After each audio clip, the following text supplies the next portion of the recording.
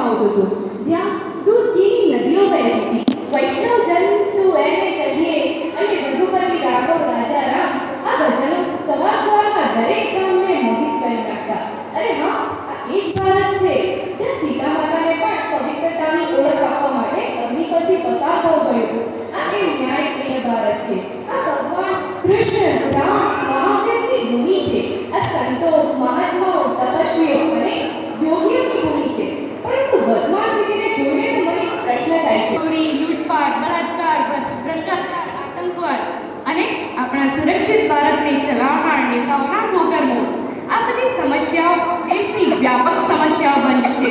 દેશના નોજવાનો સરહદ પર પોતાનું લોહી બહાવે છે, ત્યારે એ નોજવાનોના મસ્તક કાપીને લઈ જવામાં આવે તો આપણા દેશના નેતાઓ માત્ર રાજકારણ જ કરતા હોય છે. મિત્રો, દુઃખ થાય છે. દુઃખ એ વાતનું નથી કે નેતાઓ સારા નથી. દુઃખ એ વાતનું છે કે 15મી ઓગસ્ટ 1947ના રોજ મળેલી આઝાદી આજે નિષ્ફળ નીવડી છે. દેશના 5 કરોડથી વધુ બાળકો બાળ મજૂરીમાં સળગી રહ્યા છે. 10 કરોડ યુવાન બેરોજગાર. દેશની દીકરી ઘરથી બહાર નીકળે છે તો એક ડર સાથે નીકળે છે. દેશની સંસ્કૃતિ વિનાશને આડે આવી છે. ખેડૂત પરસેવો વેચે છે ખેતરમાં, પણ એને એના પાકની કિંમત નથી મળતી અને છેવટે એક ખેડૂત આત્મહત્યા કરવા પર મજબૂર થાય છે. મજદૂરોને રોજગાર પ્રાપ્ત નથી થતો. ત્યાં એ જ દેશની દીકરીને ઇન્સાફ અપાવવા માટે હજારો નવયુવકો સડક પર ઉતરવું પડે છે. ત્યારે આપણા દેશના નેતાઓ સંસદમાં અને વિધાનસભામાં બેસીને અશ્લીલ ફિલ્મો જોતા હોય તો દુઃખ થાય છે અને પ્રશ્ન થાય છે કે આ નેતાઓ આપણા દેશને ક્યાં લઈ જવા માંગે છે.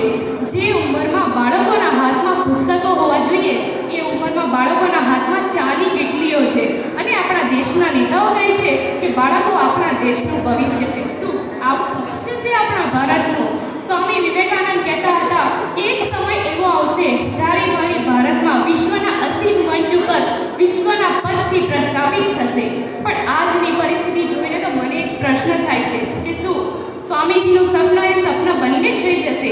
એક બે સમસ્યા હોય તો સમજાય, પણ એક સમસ્યા પૂરી થાય નહીં, બીજી 4 આવીને ઊભી રહી જાય છે. અને આપણા દેશમાં માત્ર કમિશન જ બોલવાય છે સમસ્યાઓના. ચર્ચા વિચારણા થાય છે તે માત્ર ચર્ચા વિચારણા જ થાય છે, એથી આગળ કંઈ નહીં.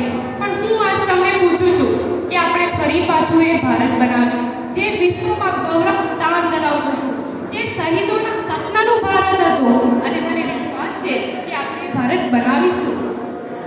शाम डाक दंड वे देख दूर घुटने टेक सच का बलात्कार करे पाप दुनिया सारे प्रेत हाहाकार चारों ओर ये मचा है कैसा शोर तू लगा ले जोर जितना कम न होगा ऐसा शोर करे अत्याचार सरकार अत्याचारी यहाँ पैसे वाला दे सबसे है बड़ा भिखारी पैसा द्वेष लालसा ये 3 चीज ऐसी जिसमें इंसान की गई मत मारी, जिसमें इंसान की गई मत मारी. Thank you.